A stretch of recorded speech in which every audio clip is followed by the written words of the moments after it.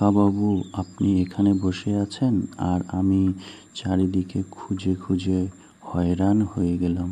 হ্যাঁ রে বাবু, আমার শরীরটাও ভালো নেই, তাই বসে আছি এখানে। বলে দাদাবাবু, আজকে যে আমাদের খাওয়ারে যাওয়ার কথা ছিল, তুমি যাবে না রেস্টুরেন্টে? আমি তো ভুলেই গেছি রে। হ্যাঁ হ্যাঁ হ্যাঁ, চল চল চল, আমার তাহলে একটু মনটাও ভালো হবে। তো বল, কি খাবি এখন তুই? দাদাবাবু, তোমার পছন্দের খাবারই দিয়ে দাও, সেটাই খাবো আমি। আমার তো সেটাই প্রিয়, তুমি তো জানোই। খাবারটা তো ভালোই রে। হ্যাঁ, অনেকদিন পরে এরকম আমরা খেলাম।